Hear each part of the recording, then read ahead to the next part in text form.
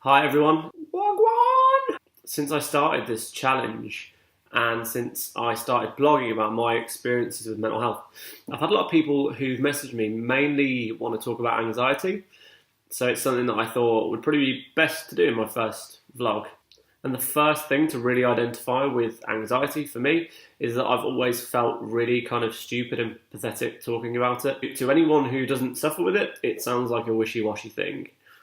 It's this thing that you have, but you can't describe and you can't possibly put into any kind of context where it feels tangible. So whenever I talk about anxiety, the first thing that people tend to ask me is, so what are you scared of? Which is a perfectly reasonable question.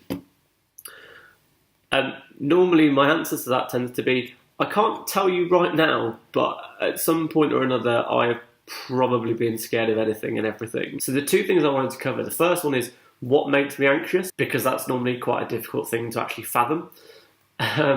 And then the second one is how I personally, from my own personal experience, differentiate between when I'm feeling nervous and when I'm feeling anxious, right? Because the two things just aren't related. The kind of feelings they evoke can be quite similar, but they're just completely separate things.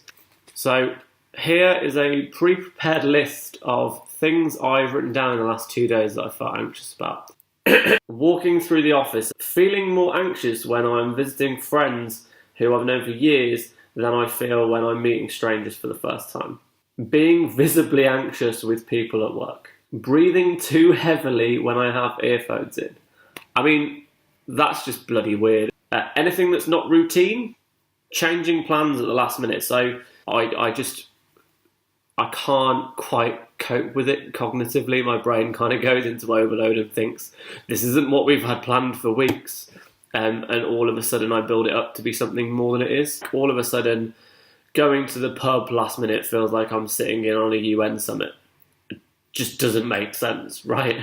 So those are things that I felt anxious about in the last couple of days. And actually, those are things that more often than not I felt anxious about pretty much all month. And things in that kind of vein are things that I've always worried about.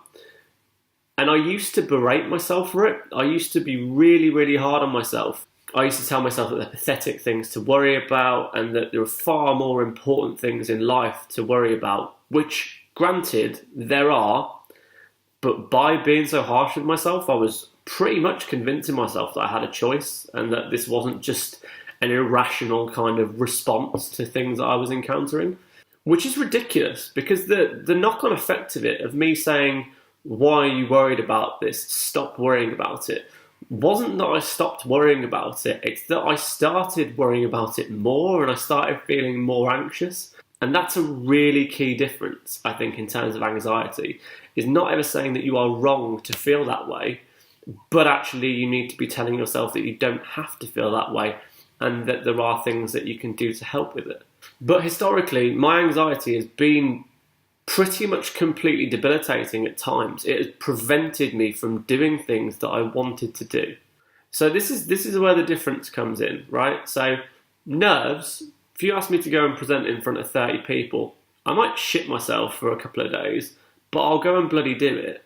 Whereas, if you ask me to meet 2 people who I've known for 10 years, for no apparent reason, my body will just have the response of, oh shit, why do you want to go and do that? When in my head, I know, yes, they're friends, let's go and see them. But then naturally, my body's kind of impulsive, irrational reaction to it gets into my head and I start convincing myself that I don't want to do it.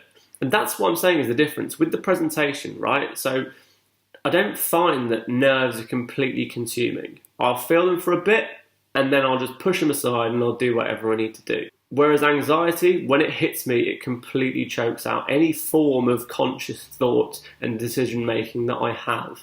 And that's the way it is for a lot of people. Nerves, natural reaction to a pressured situation. Anxiety, working completely menial things up into something that is catastrophic in your head. But a lot of that now it's mellowed.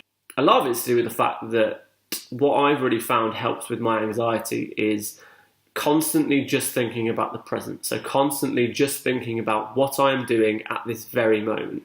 Because it's very difficult to get anxious about something that you are already in the process of doing. In terms of what I'm scared of, I've listed things that I get anxious about, but I've spoken to a lot of people who struggle with anxiety over the last few weeks, really. People who struggle with anxiety are incredibly worried that it is going to stop them from reaching their potential in relationships, in their career, and in life as a whole. And that's difficult, but it does make it slightly better knowing that you're not the only one who thinks that.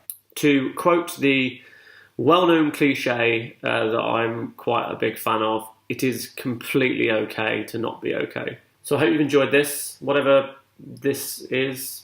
I don't know what to do with my hands right now. And if you do have any questions or any kind of input on the video at all, in terms of topics that you'd like me to cover in the future, or anything that you think could have done better this time, just feel free to let me know.